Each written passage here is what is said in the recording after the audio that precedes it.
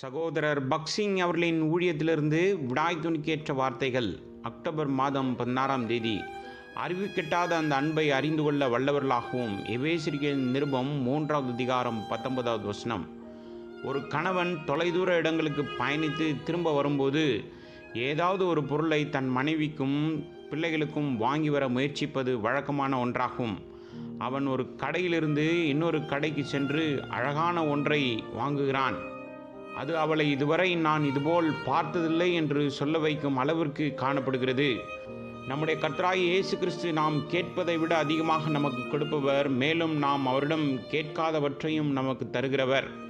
இது என்னுடைய சொந்த அனுபவமாக இருக்கிறது. நாம் அவருடைய தனிப்பட்ட அன்பிற்கும் தயவிற்கும் உகந்தவர்களாக இருக்கின்றோம். இந்த அர்த்தத்தில் நாம் அவருடைய மனவாட்டியாக இருக்கின்றோம். வெளிப்படுத்தின விசேஷம் 21வது அதிகாரம் 4வது வசனத்தில் அவளுடைய கண்ணீர் யாவையும் தேவன் துடைப்பார் என்று வாசிக்கின்றோம். கிட்டத்தட்ட ஒவ்வொரு மனைவிக்கும் எப்படி அழுவது என்று தெரியும். அவளுடைய கண்ணீரை துடைப்பது கணவனின் கடமையாகும். எந்த கணவனும் தன் மனைவிக்கு கொடுக்கக்கூடியதை விட தேவன் நமக்கு தரும் அன்பும் ஆறுதலும் சிறந்ததாகும். அவர் நம்மை மனவாட்டியாக ஏற்றுக்கொண்டார். அவர் நம் கண்ணிலிருந்து ஒவ்வொரு கண்ணீரையும் துடைத்து நம் இருதயத்தில் உள்ள ஒவ்வொரு காயத்தையும் அவர் ஆற்றுவார்.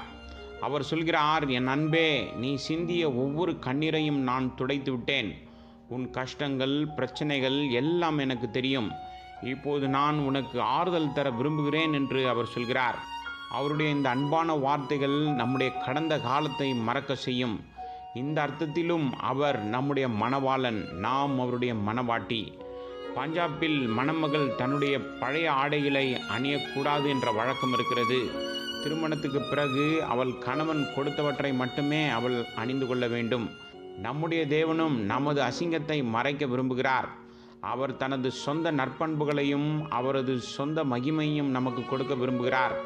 நம்மில் உள்ள அனைத்தும் புதிதாக இருக்க வேண்டும் என்று அவர் விரும்புகிறார். இத்தகைய அன்பு மிகவும் அற்புதமானதாக இருக்கிறது. நாம் அவருடன் பரிபூர்ணமாக ஒன்றாக இருக்க வேண்டும் என்று அவர் விரும்புகிறார். இனி நாம் ஒருபோதும் பிரியக்கூடாது என அவர் விரும்புகிறார். நாம் அவருடைய மனவாட்டியாக இருக்க வேண்டும் என்று அவர் விரும்புகிறார். இத்தகைய அற்புதமான அன்பை நீங்கள் வெறுக்காதீர்கள். அதை நீங்கள் ஏற்றுக்கொண்ட பிறகு உங்கள் மகிழ்ச்சி எவ்வளவு பெரிதாக இருக்கும் என்று பாருங்கள்.